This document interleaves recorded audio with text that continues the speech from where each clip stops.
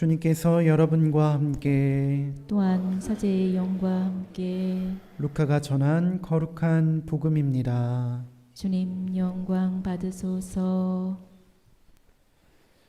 그때 예수님께서는 낙심하지 말고 끊임없이 기도해야 한다는 뜻으로 제자들에게 비유를 말씀하셨다. 어떤 고을에 하느님도 두려워하지 않고 사람도 대수롭지 않게 여기는 한 재판관이 있었다. 또 그 고을에는 과부가 한 사람이 있었는데 그는 줄곧 그 재판관에게 가서 저와 저의 적대자 사이에 올바른 판결을 내려주십시오 하고 졸랐다. 재판관은 한동안 들어주려고 하지 않다가 마침내 속으로 말하였다. 나는 하느님도 두려워하지 않고 사람도 대수롭지 않게 여기지만 저 과부가 나를 이토록 귀찮게 하니 그에게는 올바른 판결을 내려주어야 하겠다. 그렇게 하지 않으면 끝까지 찾아와서 나를 괴롭힐 것이다. 주님께서 다시 이르셨다. 이 불의한 재판관이 하는 말을 새겨들어라. 하느님께서 당신께 선택된 이들이 밤낮으로 부르짖는데 그들에게 올바른 판결을 내려주지 않으신 채 그들을 두고 미적거리시겠느냐. 내가 너희에게 말한다. 하느님께서는 그들에게 지체 없이 올바른 판결을 내려주실 것이다. 그러나 사람의 아들이 올 때에 이 세상에서 믿음을 찾아볼 수 있겠느냐. 주님의 말씀입니다. 그리스도님 참여합니다. 이제 찬미 예수님, 이제 어떤 고을에 참 무지막지한 재판관이 있었는 모양입니다. 하느님도 두려워하지 않고 사람도 대수롭지 않게 여기는 재판관이었습니다. 딱 보니까 자비 또는 공정, 정의 이런 것보다는 조금 이기적인 모습의 재판관을 상상할 수 있는데요. 이런 재판관에게 과부가 자기 청을 들어달라고 청합니다. 억울한 일을 당했는데 하소연할 데가 없는 모양입니다. 근데 이스라엘에서는 하소연할 데가 이 법정밖에 없다고 했을 때 과부가 우리가 보통 법원에다가 고소를 하는 것처럼 재판관에게 하소연할 수 있을까? 그게 어려웠다는 거죠. 그러려면 과부에게 있어서는 다 큰 성인 아들이 있어야 아들을 통해서 뭔가 재판을 받을 수 있는 기회가 생기는 그런 좀 남성 중심적인 또는 남성 우월적인 사회였기 때문이라고 볼 수 있습니다. 그러니 과부는 사회적인 그 어떤 권익을 얻을 수 없는 상태의 사람을 뜻합니다. 그런 사람이 재판관에게 자기 억울함을 들어달라고 호소한다는 것이 쉬울까요? 쉽지 않겠죠. 쉽지 않을 때 우리는 그 호소를 할 수 있는 용기를 어디서 얻을 수 있습니까? 보통 거절당할 것에 대한 두려움 때문에 쉽게 청을 할 수가 없을 것입니다. 그런데 이 과부는 계속해서 자신의 청을 들어달라는 그런 탄원을 하게 되니까 이 재판관이 너무도 귀찮아서 아이고 이제 내가 좀 편하려면 저 사람이 없어져야 되겠구나. 근데 이거 청을 좀 들어줘야지 그렇지 않고서는 끝까지 괴롭히겠구나 해서 마침내 청을 들어주게 되었다. 그렇다면 무한한 자비하신 하느님은 그보다 훨씬 더 잘 들어주시지 않겠느냐. 이제 이러한 논리를 펴는 예수님 말씀을 들었습니다.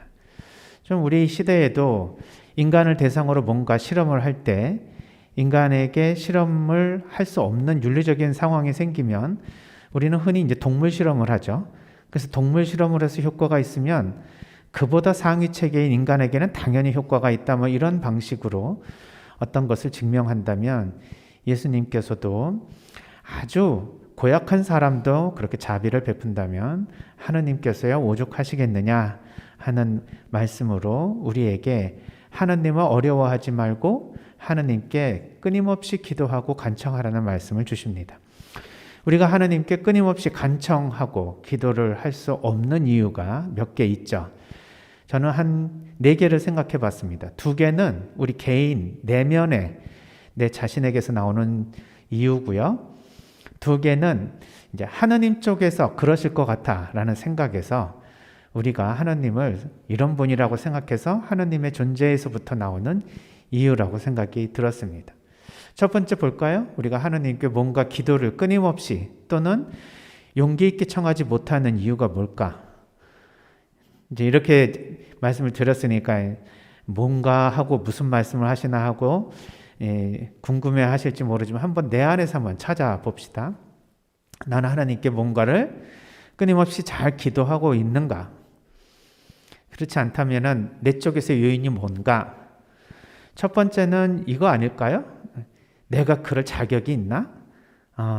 늘 하느님한테 매달리지도 않고 기도도 하지도 않고 성당도 잘 안 나가는데 문제만 생기면 갑자기 하느님 찾는 좀 뻔뻔한 사람 같지 않습니까?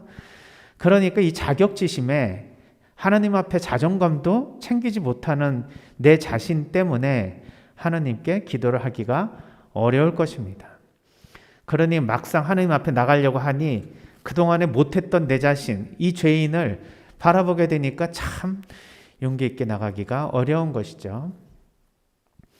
죄 많은 사람을 기다리는 하느님께서는 죄인을 위해 이 세상에 오셨다라는 것을 깨닫게 된다면 이런 부족하고 죄스러운 마음도 사실은 조금 하느님 앞에서 우리가 극복해야 될 문제라고 생각이 듭니다.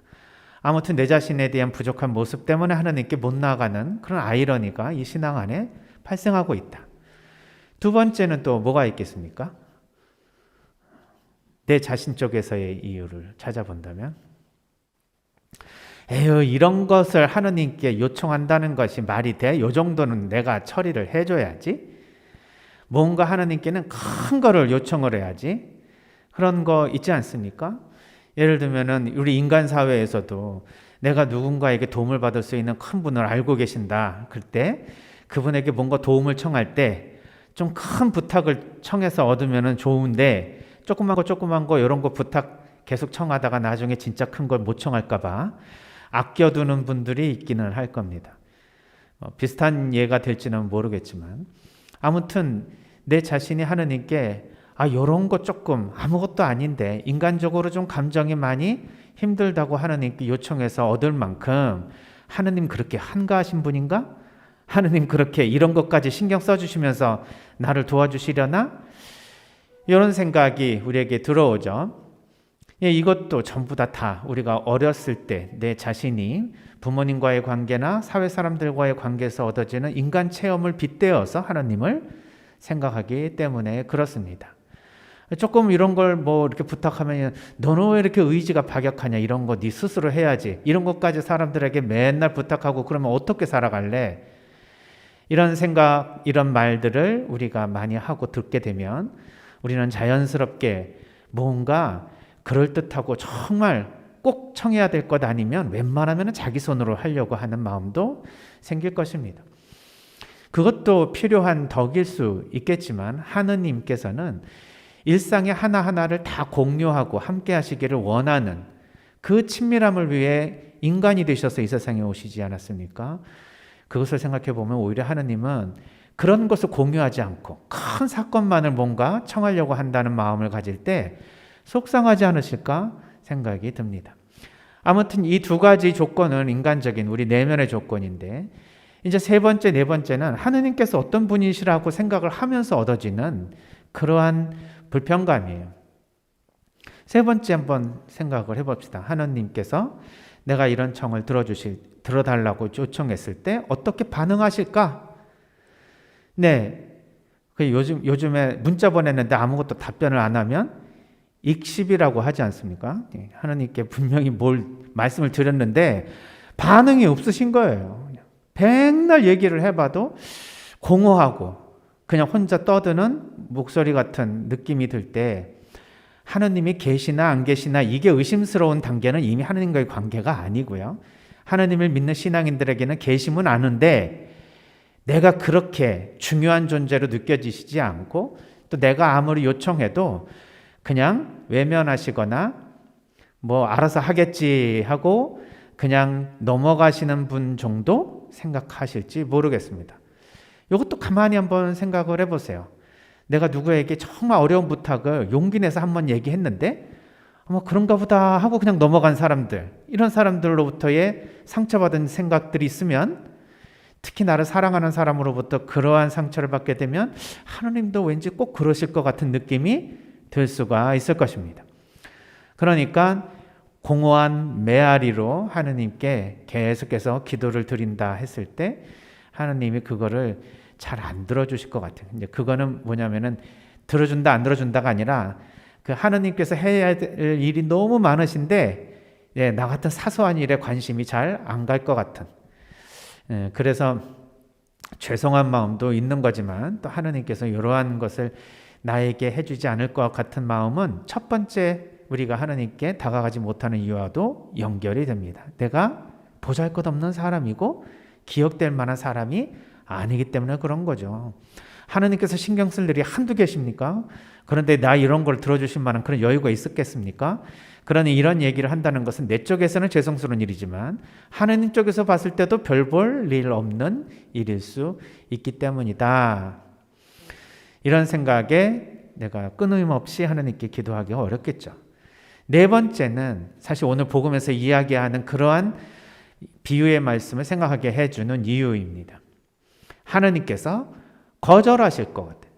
분명히 알아는 들으셨는데 안 들어주신다.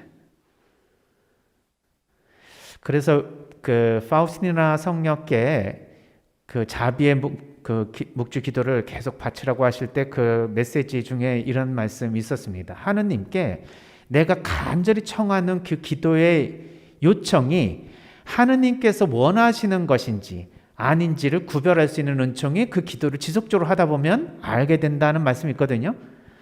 그러니 내가 청하는 것이 나 이기적인 청함이지 하느님께서 원하시는 것이 아니라면 하느님이 안 들어주시겠죠?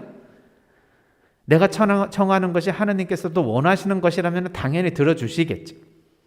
근데 그것은 내 기도 때문에 들어주시겠어요? 아니면 하느님이 하고 싶으시니까 하신 것이겠어요? 만약에 들어졌다 하더라도 내 기도 때문이라고 생각하지 않을 가능성도 높습니다. 하느님이 하시고자 하신 거니까. 거기에 내가 조금 기도를 좀 더 얹은 것 뿐이겠죠. 그러니 어떤 면에서는 네 번째 이유에서는 내가 원하는 것을 하느님이 해주시는 분이 아니라 하느님은 당신이 원하시는 것을 이 세상에 하시는 분입니다. 그리고 만일 내가 원하는 것을 하느님께서 뜻이 아니기에 들어주시지 않는다 하면 청하는 사람 입장에서는 엄청난 거절에 대한 두려움이 생깁니다. 이 거절에 대한 두려움은 인간관계에서도 굉장히 큰 영향력을 미치죠. 우리들이 친한 사람 또는 그렇게 친하지 않은 사람에게 뭔가 도움을 청하거나 요청을 한다고 해봅시다. 그때 우리는 어떤 생각을 합니까? 이 친구가 내 부탁을 어떻게 생각할까? 들어줄까? 아니면 외면할까? 거절할까? 자, 이런 생각에서 무조건 기꺼이 들어줄 친구야 라고 한다면 요청할 때 좀 마음이 편하겠죠. 그런데 도움을 청했는데 나는 이런 일이 있어서 그거 못 도와줄 것 같아. 미안해 하고 거절을 한다면 차라리 도와달라는 말을 안 한 것보다도 못한 상황이 생깁니다. 그런 상황을 예측을 하면 누가 도와달라는 말을 용기 있게 할 수 있겠습니까? 이것이 하느님에게도 그대로 적용될 수 있습니다.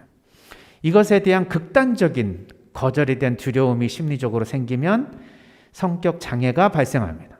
그거를 경계성 성격 장애라고 하죠. 자기 자신의 정체성, 존재감, 스스로에 대한 개념도 박약하고 타인과의 관계도 늘 불안해서 항상 사랑받고 있고 친밀하다는 것을 확인하기 위해서 노력하고 그것에 대한 거절 또는 그것을 잃어버릴 거에 대한 두려움으로 늘 관계가 불안정할 수밖에 없는 사람들을 일컫습니다. 하느님과의 관계도 그렇습니다. 우리가 하느님이 계시냐 안 계시냐 했을 때 잘 모르겠다 하는 정도의 그런 불편감으로 우리는 신앙생활을 하지는 않겠죠. 계시는 것은 확실한데 그분과 나와의 관계가 어떠냐에 따라서 이 신앙에 사실은 관계적인 질적인 차이가 발생한다. 그런데 열심히 신앙생활을 하면 할수록 이 네 번째 문제에 봉착하게 된다 하는 것입니다. 하나님은 과연 우리의 기도를 들어주시는 분입니까? 아니면 선택적으로 필요할 때 들어주실 수도 있고 안 들어주실 수도 있습니까? 오늘 복음에서는 무조건 들어주신다는 거예요. 그럼 여태까지 경험을 놓고 볼 때 진짜 무조건 들어주시는 분입니까? 아니면은 되게 안 들어주시고 어쩌다가 들어주시는 분입니까? 한번 스스로 질문을 해봅시다. 뭐 사는데 바빠가지고 그런 질문 던지고 싶지 않다고요. 네, 그 정도로 그냥 살아가는 거죠. 하나님이 계시니까 그런가 보다 하고 살아가는 신앙은 하나님과의 관계에 대한 질문을 던져야 합니다.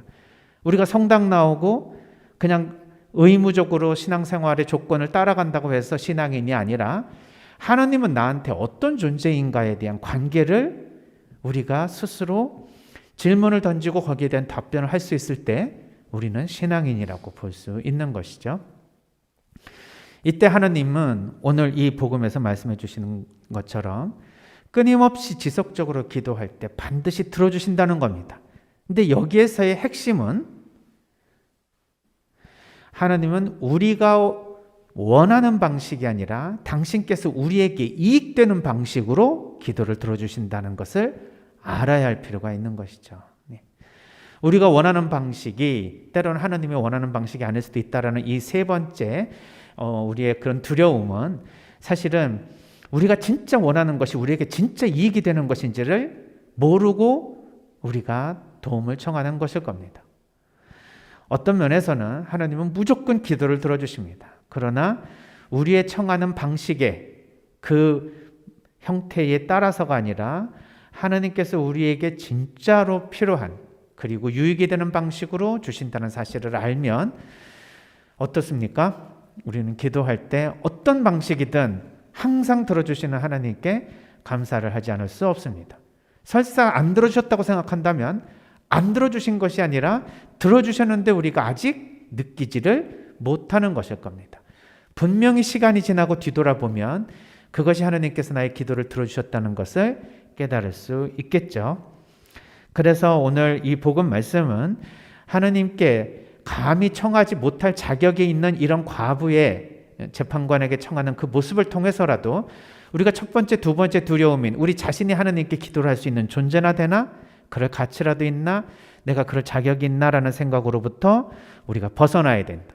두 번째로는 끊임없이 기도를 드릴 때 하나님은 분명히 들어주시지만 그것은 우리에게 유익된 방식으로 온다는 사실을 가지고 희망을 잃지 않고 기도를 지속적으로 하라는 말씀으로 알아들을 수 있습니다.